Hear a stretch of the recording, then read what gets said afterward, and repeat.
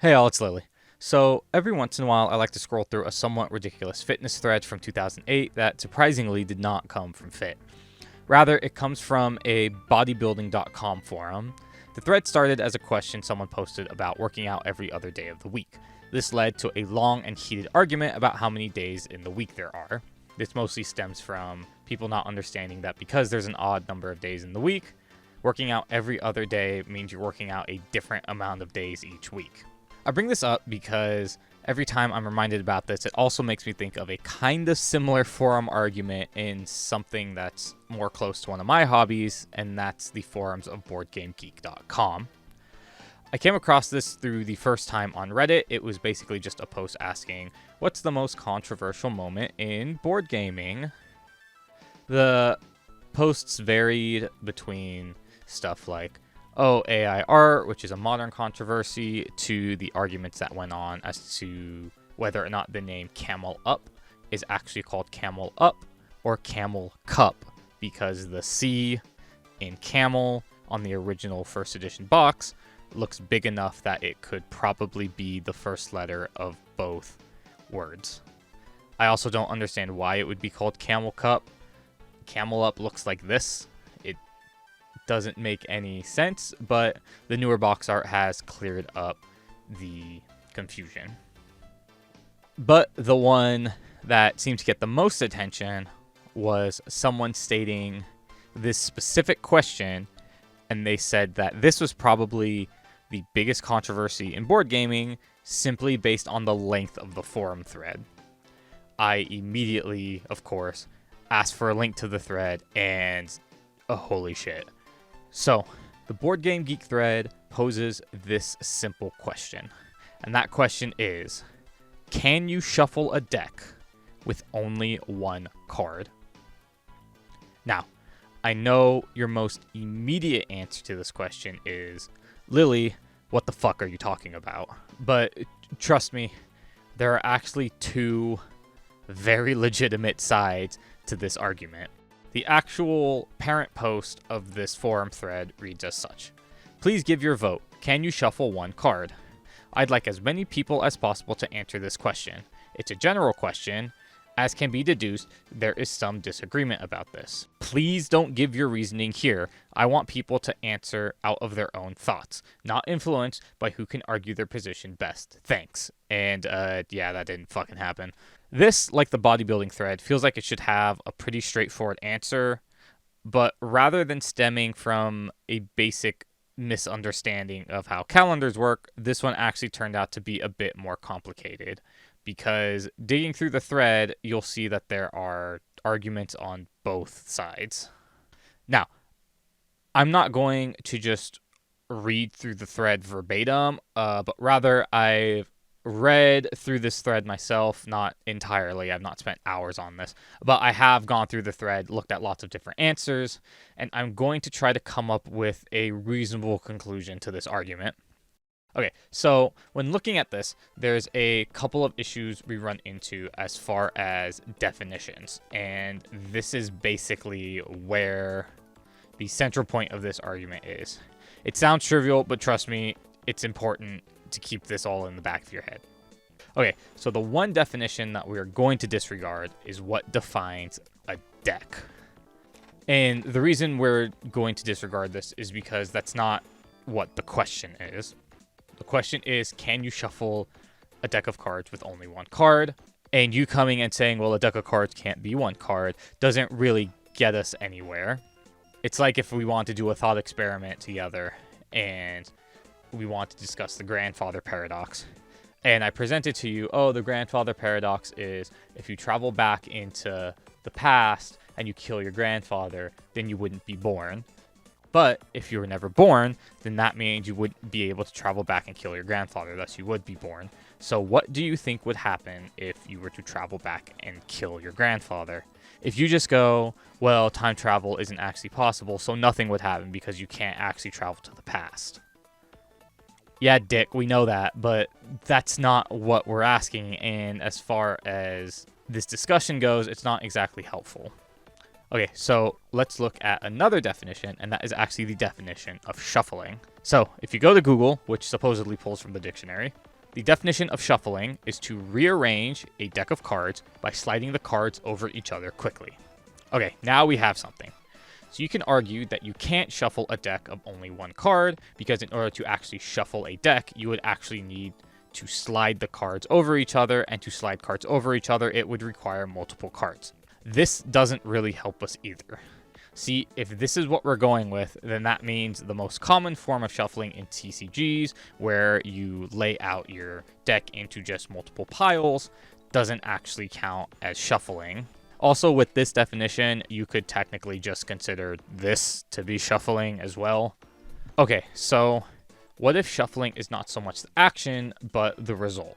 What if we consider shuffling to just mean to rearrange the cards randomly? Then again, no, we can't shuffle a deck with only one card because there's nothing to rearrange.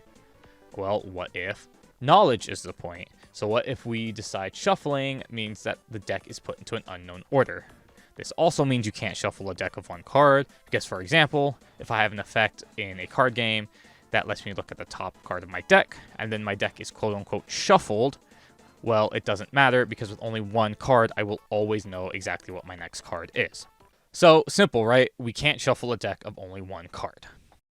Well, see, these are the basic arguments for the no side. But some people did say yes.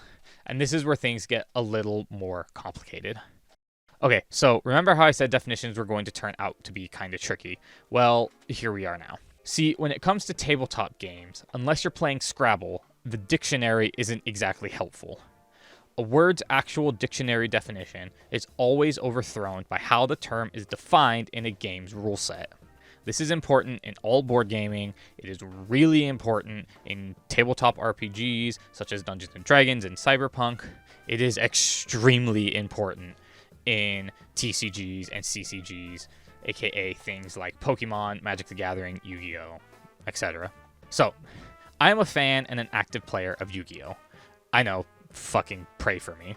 And like most TCGs, it has a set of terms in its rule set that have very specific meanings.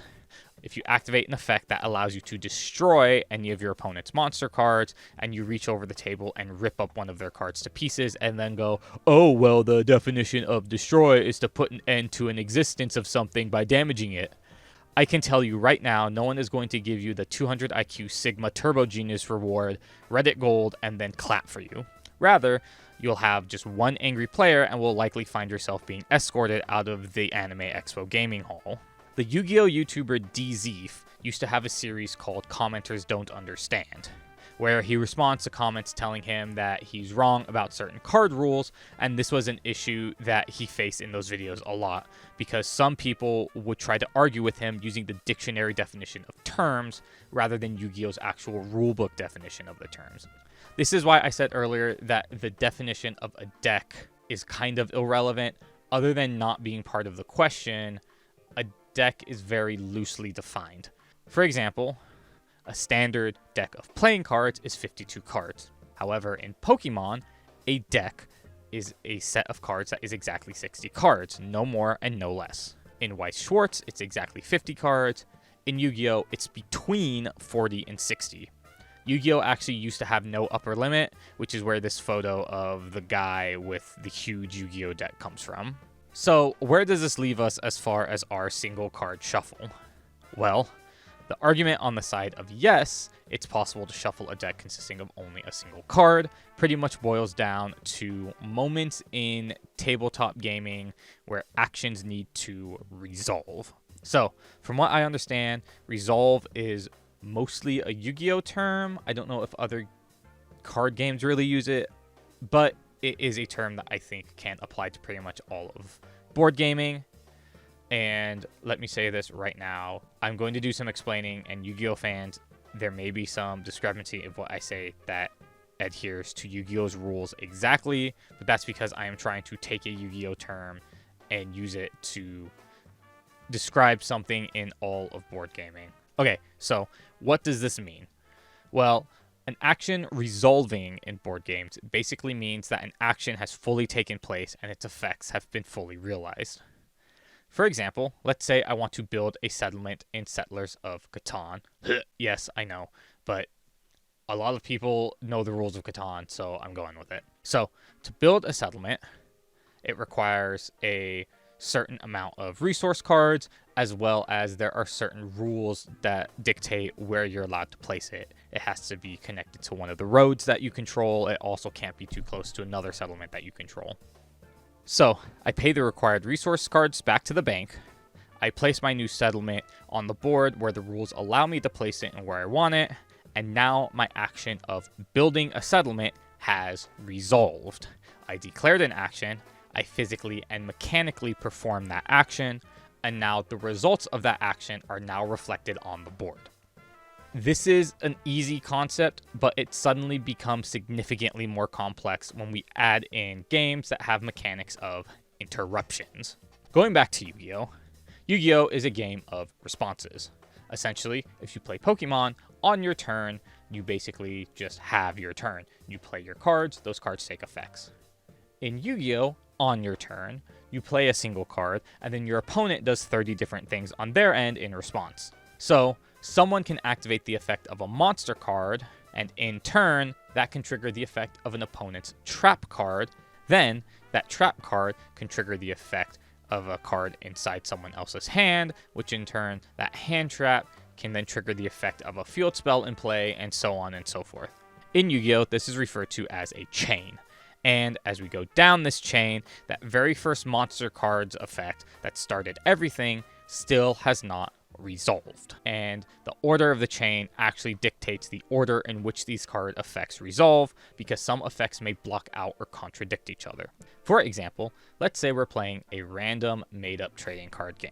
I'm going to use Yu-Gi-Oh! Terms, but this is just going to be a fake game that I'm making up with fake effects. Okay, so for example, let's say we're playing our card game, and I have a monster card on the field that is a fire-type monster. I also have a trap card that is face down. My opponent activates a spell card that allows him to destroy any monster card on the field that is a fire-type monster. Now, let's say my face-down trap card is triggered by the activation of a spell card.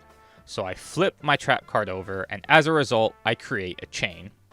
And because I created a chain, the original spell card that was played has to wait to resolve. So now my opponent activates a card from his hand, and this card effect states that if someone activates a trap card, then you can activate this card from your hand and draw 2 cards. Okay, so we have a chain 3 on our field, and the cards now need to begin taking effect by going down the chain in the reverse order in which they were activated. So my opponent draws 2 cards, and now his hand trap has resolved. Next, I change my fire-type monster to a water-type monster. My trap card has now resolved.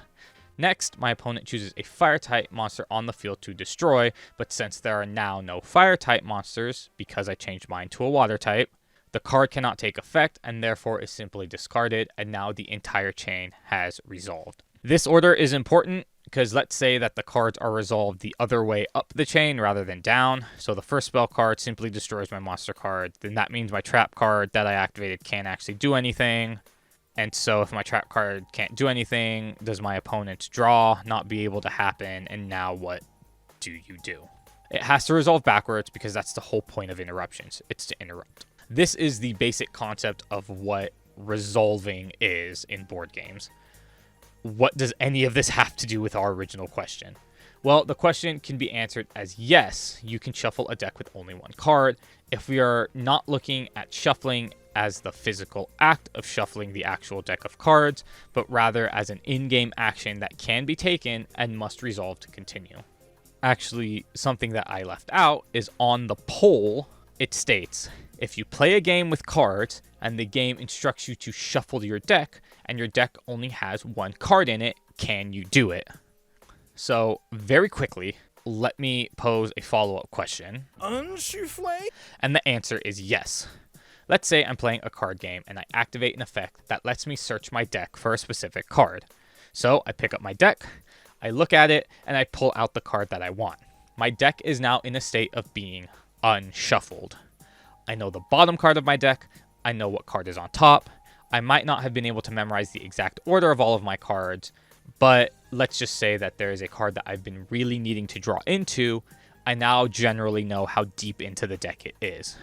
So generally, any card game that requires a random shuffled deck to be used, if that game has the ability to search your deck, then that game will almost always have a rule saying that after your deck is searched, then the player's deck must be shuffled once again before play can proceed.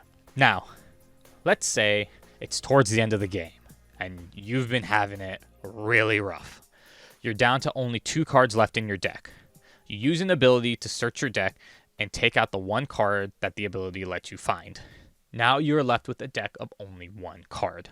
In this instance, yes, you can shuffle a deck with only 1 card, because if we argued that shuffling must only be defined by mixing multiple cards together with no exception, then this scenario, which is not an uncommon scenario, has now locked up the game. Play cannot proceed without shuffling the deck. But the deck can't be shuffled, it's only 1 card. Then I guess we both just sit here and stare at each other until we die and the heat death of the universe occurs, because the game can now not proceed. So, even though we cannot physically perform the action of shuffling a deck of only a single card, we must still declare our deck as being shuffled and allow the act of shuffling to resolve and place our deck back into being in the state of being shuffled. In pretty much every game on the planet, this is just assumed. You usually don't have to actually say out loud, I'm taking the shuffle action. You just tell your opponent you only have 1 card left, and it is simply understood that we're going to consider the deck of 1 card to just be shuffled from now on. This is more so, I think, the answer that the poster was looking for, because again, it asks, if you play a game and the rules tell you to shuffle and you only have 1 card, can you shuffle? Some of the comments were speculating that maybe this question came about because there's an effect that takes place when you shuffle your deck. And so someone was like, oh, I do this action that requires me to shuffle my deck, which means I get the effect of shuffling my deck. And then all the people playing were like, but you only have 1 card in your deck. You can't take that effect because you can't actually shuffle it. And I'm sure all of them pounced to the rulebook to figure this out. And this is probably also why he didn't want people explaining it. He just wanted people to vote so he can show his group the definitive yes or no answers and they can move on from there. So, what have we learned? Well, likely not anything actually important. But in conclusion, to answer this question, can you shuffle a deck with only 1 card? The definitive final answer is, it depends.